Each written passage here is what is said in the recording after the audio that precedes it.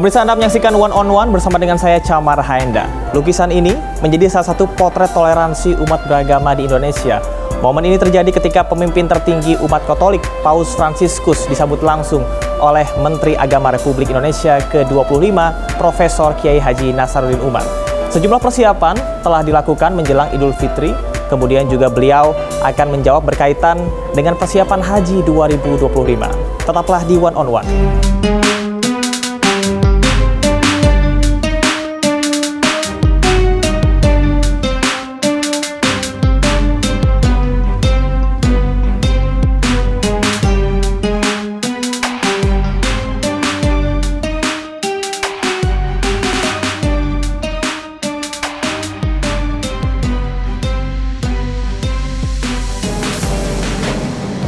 Assalamualaikum. Waalaikumsalam. Apa kabar? Sehat. Terima kasih sudah bergabung bersama dengan One on One. Alhamdulillah. Sehat ya Prof ya? Sehat-sehat. Alhamdulillah. Ini masih dalam suasana puasa, suasana saum, sehat, dan kita juga patut bersyukur bahwa sekarang sudah ada di salah satu tempat sebagai simbolis antara kerukunan umat beragama di Indonesia nih, Prof. Apa sebetulnya yang menarik ini? Satu-satunya di dunia ini. Satu-satunya di dunia. Ya. Ini namanya tunnel toleransi ya. Jadi toleransi tunnel, terowongan toleransi.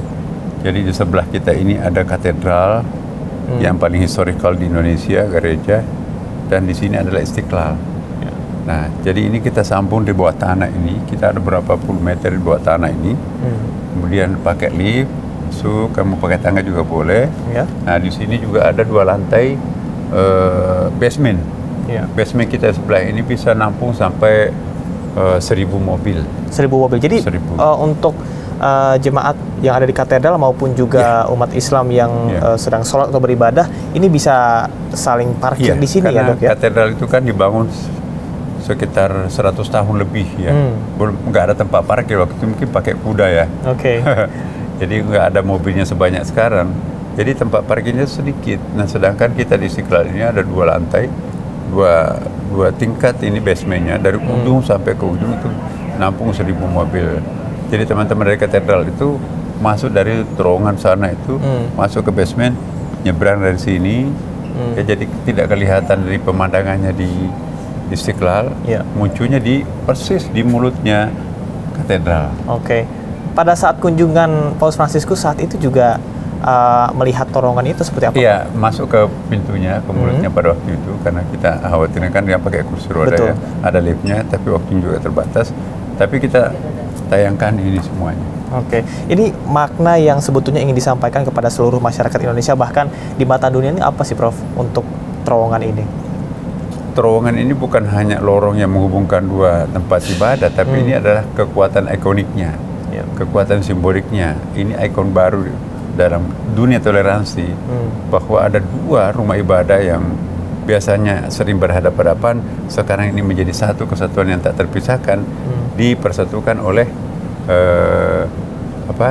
terowongan ini ya. Baik Prof, kita akan coba lihat-lihat bagaimana situasi dan kondisi di sini. Ini di samping kanan dan kiri ini seperti mahakarya atau semacam mahakarya para seniman kita. Oke.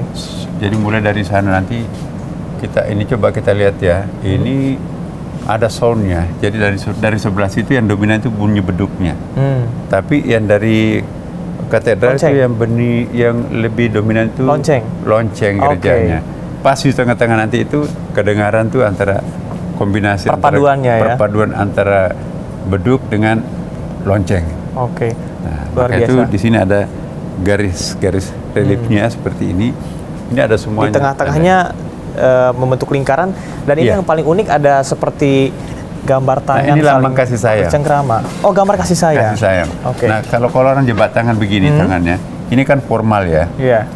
Ini formal. Iya. Tapi kalau kita begini itu persentuhan kasih sayang. Oke. Maknanya jadi lain ya, lebih mendalam, longgar. Kalau ini ketat, formal. Nah, ini kalau begini. Kalau ini salam bisnis mungkin. Salam bisnis ada maunya ini. Kalau ini coba kita lihat. Ini positifnya ya, positifnya, ini negatifnya. Jadi kalau lihat dari belakang nih. Oh, ini opposite ya, kebalikannya gitu ya Prof ya.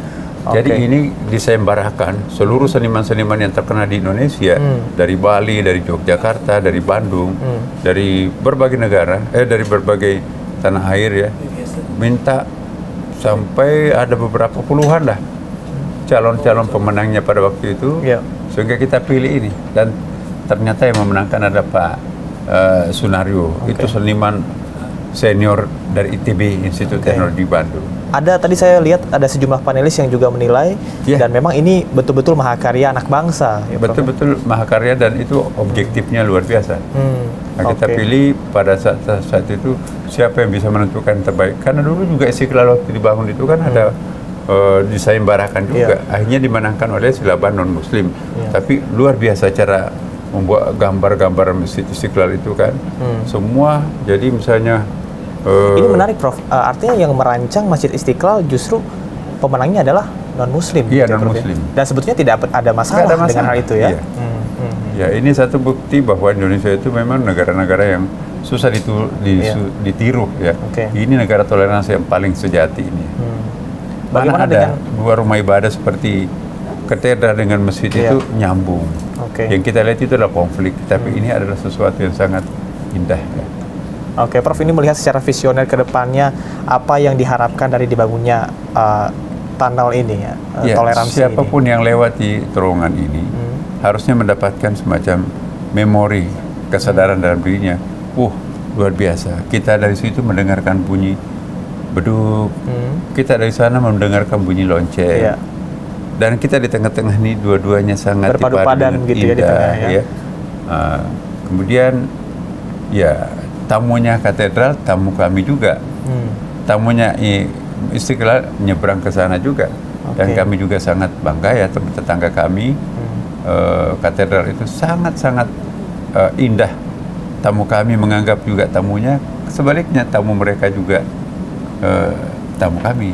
Jadi memang bisa dibilang ini sebuah refleksi nyata dari kerukunan umat beragama di Indonesia dan juga Bhinneka Tunggal Ika yang sesungguhnya, Prof ya. Jadi tamu-tamu dari Timur Tengah ya, dari Arab datang, finishnya pas di depan pintu katedral.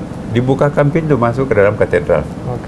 Tapi tamu-tamu dari Eropa dari mana-mana ya, di katedral masuk, pas masuk berhadapan dengan Masjid Istiqlal. Mereka bisa masuk ke Istiqlal. Bagi mereka yang mungkin terbuka auratnya, kita siapkan dengan pakaian semacam cover gitu. Memang meskipun ada bersatu, tapi ada penyesuaian yang dilakukan begitu ya. Ada penyesuaian. Untuk masuk dan itu gratis. Masing-masing. Dan kita jamin itu bersih setiap kali habis dipakai langsung dicuci. Supaya nanti jangan ada khawatiran bahwa ini pakaian bekas. Kita juga siapkan mukena habis dipakai. Sudah diakomodir ya semuanya, Prof ya. Sarung habis itu langsung dicuci. Jadi semua. Nah, inilah Istiqlal. Jadi kita mencoba membuat untuk Istiqlal ini mengesankan. Dan kita juga sedang menyelesaikan sekarang ini dan dipakai sebagian untuk itikaf. Ada hotel gratis. Ada penginapan di Istiqlal sampai 40 orang. Lakinya perempuan dan beda. Kemudian breakfastnya gratis. Misalnya ada orang dari daerah-daerah itu mau ngurus untuk satu hari pulang pergi. Hotel-hotel di sini kan mahal. Ini kan jantung kota Jakarta. Itu sebuah gebrakan yang luar biasa ya, Prof ya. Tapi kita akan bahas nanti setelah segmen selanjutnya, dan kita akan bahas juga berarti nanti bagi masyarakat yang sholat Id juga bisa parkir di katedral juga Istiqlal bisa ya, Prof ya, bisa langsung ya. Kita akan kembali di One on One sesaat lagi.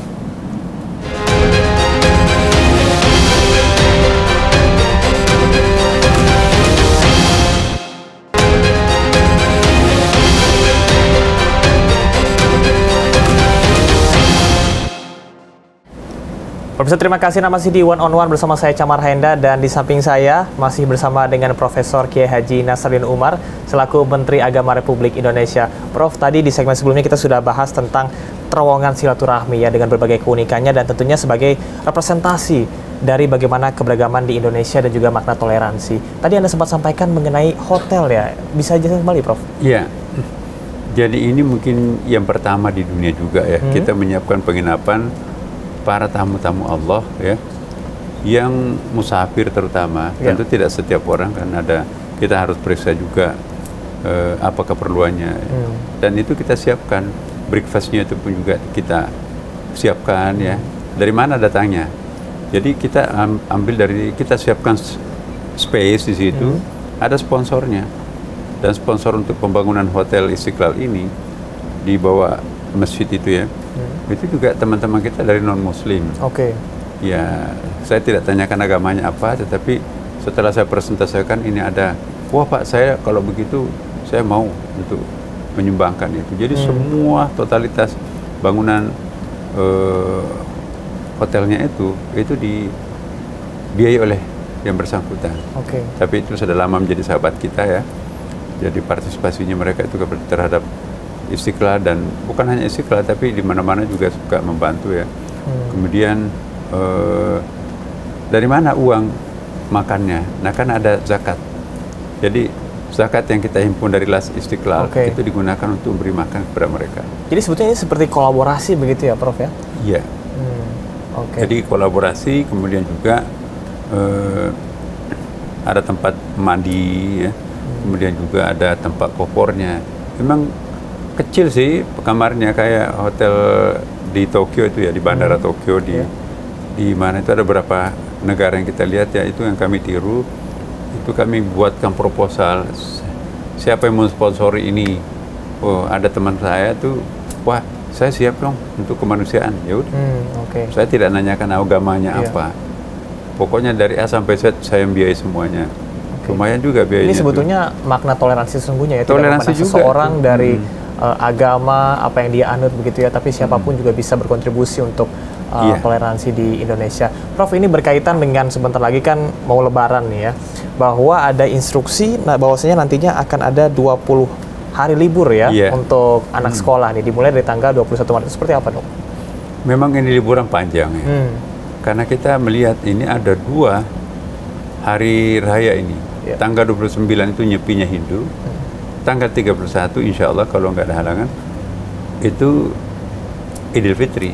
Jadi nyambung gitu nyambung. Ya? Nah, data yang kami peroleh dari Kementerian Perhubungan, jumlah pemudik itu nanti 52%, berarti 150 juta lebih orang akan mudik tuh. Nah, bayangkan kalau jalannya itu juga, pesawatnya nggak nambah, busnya itu juga. Nah, itu kita bisa bayangkan, ferry-nya hanya itu juga. Supaya untuk mencegah terjadinya penumpukan dan kesulitan transportasi, maka kami rapat dengan berbagai pihak ya. Akhirnya kita putuskan, tadinya kan 24 itu baru libur. Tapi nanti kita takutnya terjadi penumpukan di hari-hari menjelang itu. Nah, apalagi kan bagi kita di Kementerian Agama kan liburnya kan hari Jumat. Jadi Kamis Jumat itu udahlah kita turunin lagi jadi tanggal 12. Tanggal 12 April, kemudian juga sekolahnya kembali tanggal 8 Mei. Jadi 20 hari loh itu. 20 hari. Jadi sebetulnya ini bentuk dukungan dari Kementerian Agama untuk pemerintah bisa mengurai kemacetan gitu ya. Untuk memfasilitasi 2 agama besar, agama Islam dan agama Hindu merayakan hari rayanya. Dan memang itu digabung lagi nanti dengan liburan nasional kita kan. Ini memang kan mudik menjadi salah satu tradisi di Indonesia ya, bertemu dengan sanak keluarga, dan ada instruksi juga bahwa Kementerian Agama mengimbau supaya masjid buka 24 jam agar para pemudik bisa beristirahat. Apakah benar, Prof? Iya. Jadi kami menghimbau kepada seluruh masjid, kami juga punya inventarisasi. Ada sekitar 52.000 masjid ya akan dilewati para pemudik di seluruh Indonesia tentunya. Kami menghimbau kepada Kanwil Agama, Kantor Kementerian Agama, Kota Madia dan Kabupaten, sampai kepada KUA, agar masjid-masjid di pinggir jalan itu dibuka 24 jam. Nah, toiletnya juga. Karena kalau mengandalkan semuanya rest area, akan ada penumpukan. Semua tidak terkomodir gitu ya. Baik, Prof. Berbicara tentang bulan puasa, tentunya bulan dilipat gandakannya pahala. Apa sih amalan-amalan yang bisa kita lakukan dari bulan puasa sampai ke Idul Fitri? Iya, 10 terakhir itu kita nanti akan berjumpa dengan paling abdal, paling mulia kan. Di situ adalah Lailatul Qadar. Kita dianjurkan untuk baca banyak Al-Quran, baca zikir, menziarahi makam orang tua, mendoakan orang tua, banyak sekali dimanfaatkan juga orang untuk umrah ya kan. Umrah itu sekarang ini luar biasa itu. Ada sekitar hampir 500 ribuan orang. Kemudian di samping itu juga kita bisa melakukan banyak hal ya, karena para pembantu pada mudik ini kan. Nah itu juga suatu pembelajaran. Seorang ibu nggak pernah menyentuh dapur karena mengandalkan pembantunya, ya merefreshing lagi jadi bisa masak. Seorang suami tadinya nggak pernah cuci piring, ayo kita gotong royong dong. Jadi ada semacam pengantin baru ulang di situ kan. Jadi kita sama-sama bekerja, ngepel, kerjasama dengan anak-anak. Timbul kebiasaan-kebiasaan baik begitu ya, atau yang dulunya malas sekarang jadi saya kira malas itu, gitu ya. Itu salah satu hikmahnya itu. Jadi ada kemesraan baru terwujud. Beginilah perasaan kita kalau tanpa pembantu ya. Selama ini kan pembantunya, akhirnya dia supir sendiri. Pak mau ini, kok. Pokoknya semua aktif kembali. Jadi keakraban keluarga di perkotaan karena ditinggalkan pembantu itu juga semakin kuat. Dan pada sisi lain, orang yang sudah lama tidak ketemu orang tuanya di kampung, ya keluarganya ya, itu juga masalahnya kita bisa bayangkan. Tanyakanlah para pemudik betapa nikmatnya mudik itu kan. Dan juga yang kedua, arus uang kota masuk desa. Maka di kampung-kampung nanti itu akan muncul pasar mendadak, pasar tumpah ya. Dulu nggak ada pasar, tapi orang kota banjir masuk ke menyerbu desa sekarang ini. Itu jadi berkah juga sebetulnya. Berkah juga. Jadi uang sirkulasi modal itu kalau kita lihat data dari Bank Indonesia, puluhan triliun uang itu mudik juga. Karena para pemudik itu kan ada yang mau membangun rumahnya, ada yang memperbaiki pesantrennya, ada yang memberikan bantuan kepada masjid musallanya, ada juga yang mau membangun makam orang tuanya. Jadi uang kuota masuk desa itu pada bulan mudik seperti ini. Nah, kita juga ingin mendapatkan hikmah bahwa mudik itu juga sebetulnya adalah untuk mengobati kerinduan kampung halaman. Orang yang tidak pernah mengintip rumah tempat ia dilahirkan, orang yang membiarkan orang tuanya semakin tua tapi tidak pernah ditengok, itu kering.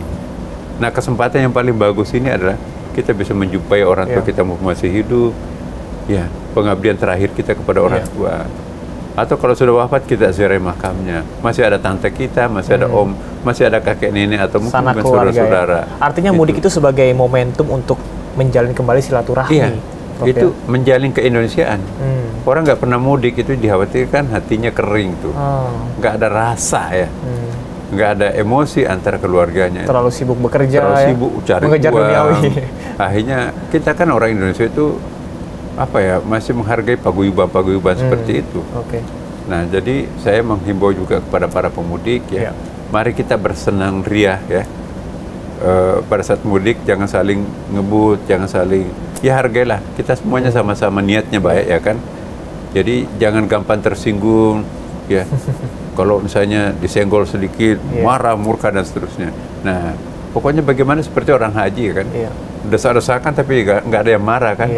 Nah, kita juga melihat begitu banyaknya orang yang akan mudik ya.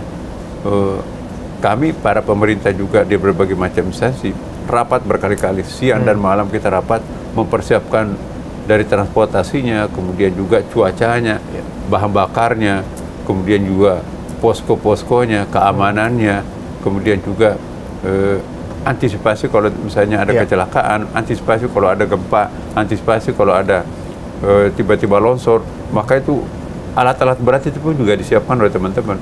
Luar biasa persiapan pemerintah untuk mempersiapkan supaya mudik pesta aman dan mudik nyaman yang begitu ya. Luar biasa ini. Baik, Prof, ini berkaitan dengan kiprah Anda, kemudian juga kemarin sempat ramai bahwasanya Menteri Agama mendapatkan sentimen positif, bahkan mendapatkan nilai terbaik untuk 100 hari kepemimpinan dari Prabowo Subianto dan juga Gibran Rakabuming Raka. Kita akan bahas setelah ini, tetaplah di One on One.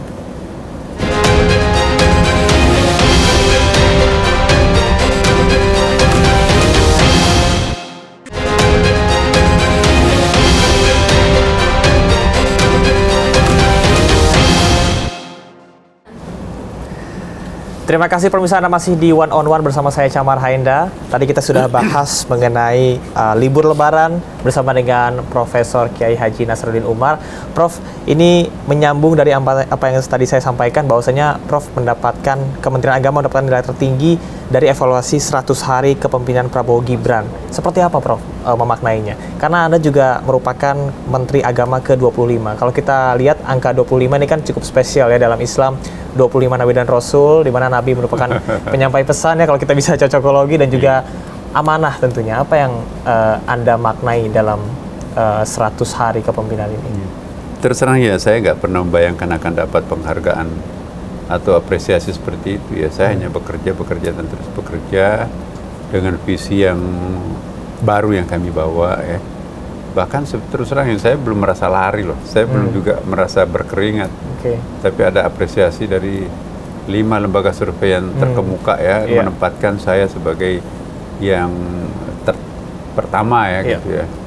Padahal saya pikir saya nggak ada apa-apanya, banyak menteri senior ya. Saya ini apalah, I'm still nothing ya. Saya tidak merasa ada apa-apanya itu sebetulnya. Tapi ketika Anda diberikan amanat untuk menjadi Menteri Agama, yang terbersih di pikiran Anda pertama kali yang ingin Anda selesaikan atau program pertama yang Anda lakukan itu apa? Yang pertama, citra Kementerian Agama ya. Citra Kementerian Agama. Karena kita tahu ya bahwa beberapa hari sebelum saya tuh ya, ada DPR menjadi buah bibir ya kan. Nah, jadi saya pikir kasihan tuh alma mater saya kok begini. Artinya Anda ingin mengubah pandangan masyarakat terhadap kementerian ini? Iya. Karena bagi saya Kementerian Agama itu seperti background putih. Jadi setetes noda itu kan norak. Akan terlihat begitu ya. Tapi kalau kementerian lain mungkin ada coklat, ada biru, jadi nggak norak ya. Ekspektasi masyarakat terhadap Kementerian Agama, mereka itu sepertinya menghendaki pimpinannya itu kayak malaikat. Padahal kita itu manusia biasa. Sama manusia, Nah, tapi apa boleh buat, itulah Kementerian Agama ya. Maka itu saya mencoba untuk meyakinkan kepada seluruh staf pimpinan dan sampai ke paling bawah di KUA itu, bagaimana kita satu bahasa untuk berkomitmen Kementerian Agama harus tampil sebagai institusi yang paling bersih, institusi paling disiplin, institusi yang kalau bisa dijadikan contoh. Memang saya ikrarkan, doktrinkan seperti itu. Apakah Anda melihat bahwa hal tersebut dijadikan beban atau justru bahan bakar untuk bisa memperbaiki hal-hal yang seharusnya diperbaiki atau yang bagus dipertahankan?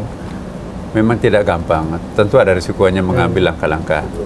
Misalnya saya 3 hari setelah itu pelantikan, saya datang nyetor diri dengan eselon 1 kami ke KPK, minta pendampingan, juga kejaksaan, minta pandangan-pandangan. Saya ke BPK juga, kemudian juga ke lembaga-lembaga yang terkait. Istilahnya sowan lah gitu. Sowan, tolong diberi masukan. Ya. Nah, tidak lama setelah itu saya dapat macam-macam isinya dalam satu tas itu, ya. Lumayan berharga mungkin. Itu ada kaitannya mungkin dengan haji. Saya langsung kembalikan ke KPK. Ini gratifikasi mungkin ya. Itu juga diapresiasi dan dimediakan juga. Kemudian juga di internal kami di kantor, betul-betul saya doktrin jangan pernah memberikan sesuatu kepada menteri dan pejabat lain yang bukan haknya. Artinya itu memang budaya yang ingin Anda terapkan? Iya. Saya minta pejabat semuanya, termasuk menteri, harus menggunakan ekonomi. Ya. Kecuali kalau penerbangan jarak jauh ya, untuk menteri. Karena kami juga masih sudah manula juga kan, kalau ekonomi sampai ke Mekah kan gimana nanti. Nah, kemudian juga kami memotong anggaran untuk perjalanan dinas ya. Sebelum Presiden menginstruksikan itu, kami sudah membuat catatan sekitar 30% di antara anggaran Kementerian Agama itu harus dihemat, kita direlokasi kepada yang membutuhkan, kira-kira seperti itu. Ini menarik Prof, berkaitan dengan efisiensi anggaran yang dilakukan di berbagai kementerian, salah satunya juga Kementerian Agama, kalau tidak salah 12 triliun rupiah. Dan memang fokusnya itu akan ada pada bidang pendidikan serta pengelolaan ibadah haji. Seperti apa itu Prof? Iya, kami tidak kaget ya kalau ada efisiensi yang dikembangkan di Kementerian Keuangan atas instruksi Presiden. Karena saya sendiri juga secara pribadi melihat ada sesuatu yang perlu dirubah ya. Sistem penganggaran kita itu ya. Misalnya perjalanan dinas terlalu membengkak. Ya. Kan sekarang bisa kita ganti dengan Zoom ya kan. Studi banding, apalagi untuk melakukan evaluasi. Itu bisa kita lakukan dengan apa sih yang tidak bisa dilakukan media sekarang kan. Jangan pola lama yang kita pakai sebelum adanya handphone, sebelum adanya Zoom masih kita akomodir lagi menjadi sebuah program rutin. Ya jangan-jangan copy paste dari program yang sekian bahala itu dipakai lagi sekarang. Sekarang dunia sudah berubah. Ya. Buktinya jamaah haji ini kita terjadi penghematan. Tidak pernah dalam sejarah Indonesia itu naik haji biaya haji itu turun.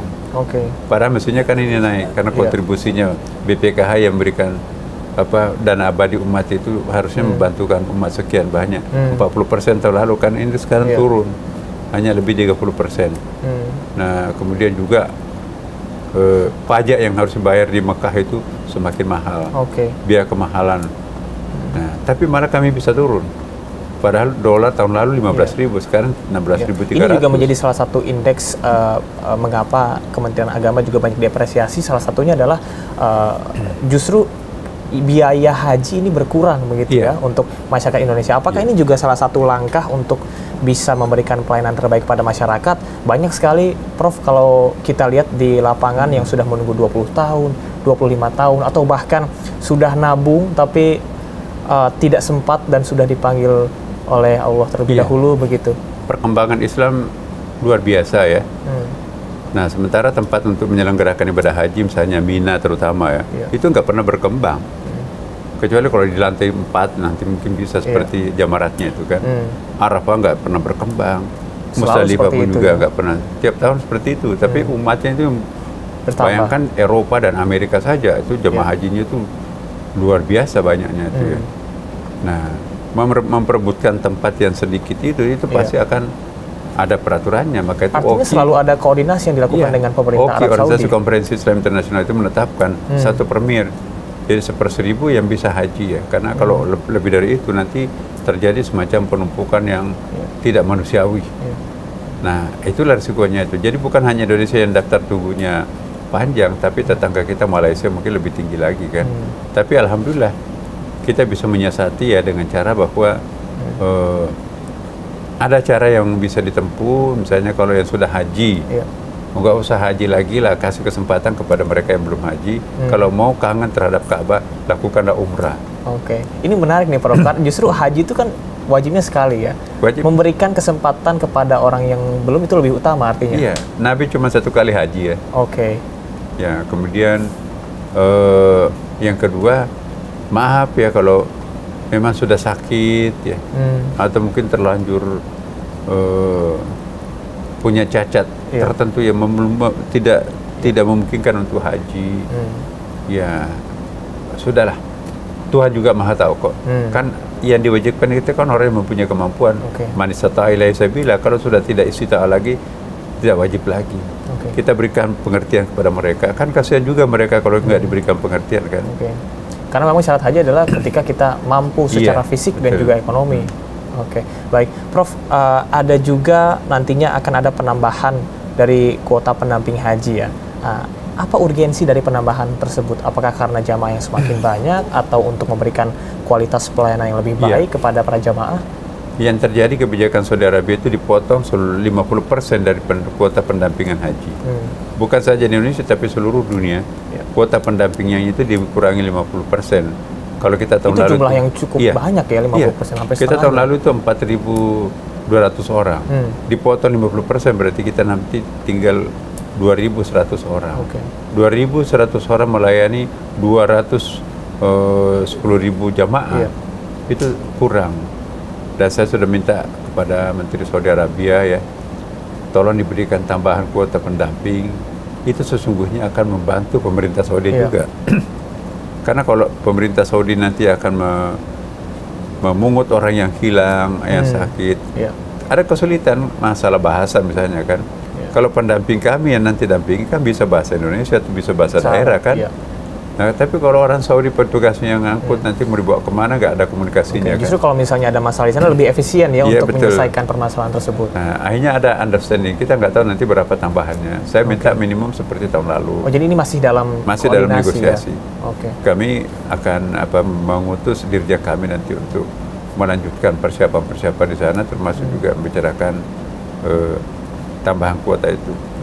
Tapi kalau tambahan kuota haji, kami tidak berani untuk meminta, walaupun kalau saya minta itu pasti ditambah ya, tetapi kami ingin menghitung dulu masih ada nggak space untuk jamaah haji tambahan itu.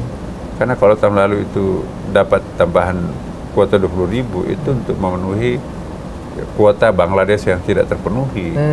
Nah, dan negara-negara yang lain. Nah, konsekuensinya mestinya kan menempati lahannya Bangladesh di sana kuota itu. yang mengisi kuota yang kurang itu ya. Nah, ini buktinya dia tetap mau ke lahannya Indonesia. Akibatnya terjadi apa? Kita sering mendengarkan ya bahwa kemahnya orang diserbu, makanannya orang diserbu, toiletnya diserbu, busnya diserbu. Siapa mereka menyerbu? Nah, kalau nambah satu orang saja itu persoalan, karena itu kan sudah diukur sentimeternya. Satu orang per coupling itu pakai kasur kecil loh, bukan kasur seperti di rumah tuh. Kan kalau kasur lebar dipakai untuk satu orang, kasur standar satu orang kita sini nggak muat di situ. Intinya tidak hanya memikirkan soal kuantitas saja, yang penting banyak, tapi juga kualitas pelayanannya. Nanti pantas murah, pelayanannya nggak bagus. Nah, kita ingin 3 kali tersenyum. Tersenyum di awal karena biayanya lebih murah, tersenyum di tengah karena sedang mendapatkan pelayanan yang bagus daripada walaupun juga dikurangi 50%. Dan senyum yang ketiga, pasca haji dapat haji mabrur, ya kan, senang, lancar, sehat, ya kan? Bisa ketemu sehat, dengan walafiat, tambah nasionalismenya itu. Baik, Prof, kira-kira setelah ini dalam jangka pendek dan jangka panjang apa gebrakan yang akan dilakukan oleh Kementerian Agama dalam berbagai aspek? Iya, kami memperkenalkan 3 isu yang saya kira sangat viral itu ya, karena kami memungut suatu istilah yang sangat tepat, kurikulum cinta. Kurikulum cinta. Jadi kita jangan mengajarkan agama, tapi tidak salah kita mengajarkan perbedaan dan kebencian. Jadi agama itu kan mestinya mengajarkan cinta kasih. Tapi kalau yang didoktrinkan kepada anak kita mulai dari TK, SD, sebuah kebencian antara satu agama dengan agama yang lain, bahaya untuk negara plural seperti Indonesia. Coba kita lihat, negara yang paling plural di Indonesia, di dunia, di kolom langit ini adalah Indonesia itu. 15.000 pulaunya, lebih dari 700 bahasa lokalnya, belum lagi etniknya, bukan main agamanya. Nah, kalau anak-anak mereka itu didoktrinkan dengan kebencian, itu bahaya negara ini. Maka itu kita akan ganti, kita sisir semua kurikulum, semua berbau-bau kebencian itu, dan juga gurunya itu didoktrin, jangan mengajarkan kebencian antara satu sama lain. Nah itu. Yang kedua, kita memperkenalkan apa yang kami istilahkan dengan ekoteologi. Saya belum tahu bahasa Indonesianya ini. Ekoteologi itu maksudnya agama itu sebetulnya adalah feminin, tapi kok umat beragamanya itu maskulin, over maskulin bahkan. Bagaimana memperkenalkan agama itu lebih mengedepankan aspek toleransinya, kedamaiannya, ketenangannya, kesejukannya, ya, kedamaiannya, ya. Tapi kok ini ada kecenderungan power struggle-nya dominan, bukan nurturing-nya.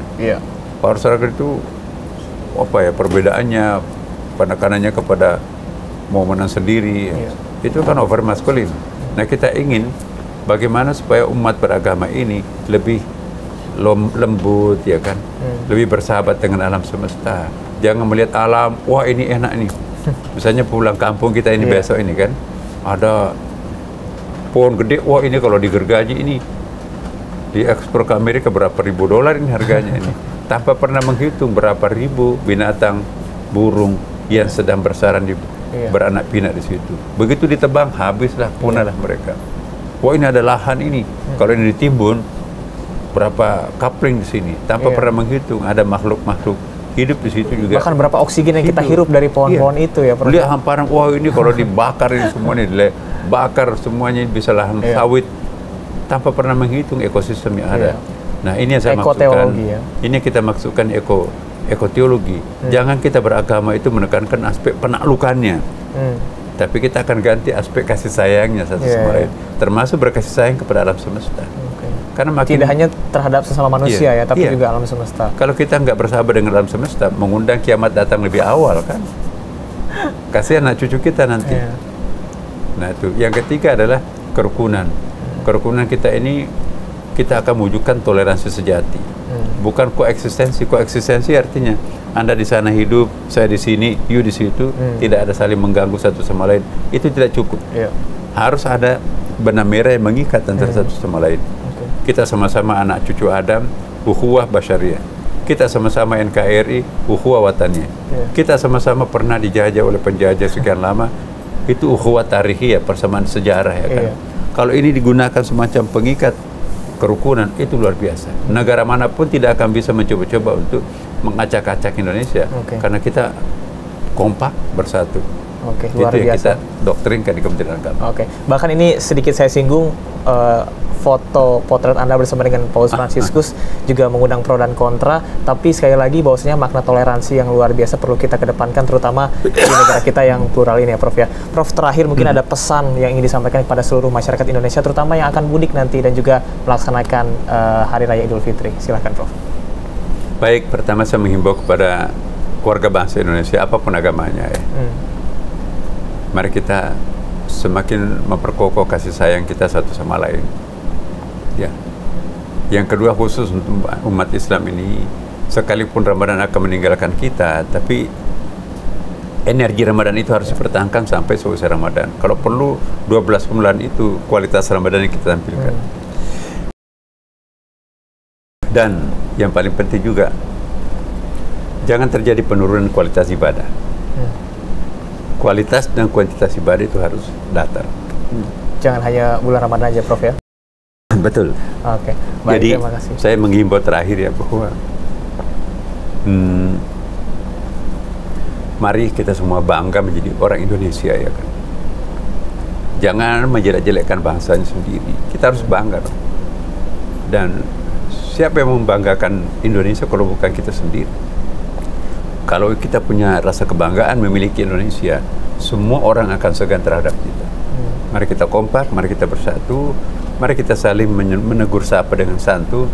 Kalau ada satu kelemahan satu di antara kita semuanya, insya Allah ini adalah sendi-sendi yang paling utama bangsa kita. Terima kasih.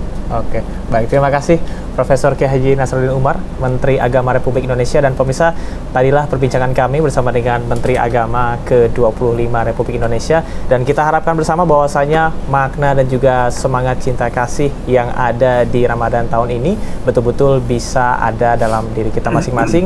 Dan kami tentunya berharap bahwasanya pemirsa semua bisa menikmati momen Idul Fitri bersama dengan keluarga dengan aman dan juga nyaman sesuai dengan tadi yang sudah dipersiapkan oleh Kementerian Agama. Saya Chamar Henda pamit, sampai jumpa di One on One selanjutnya.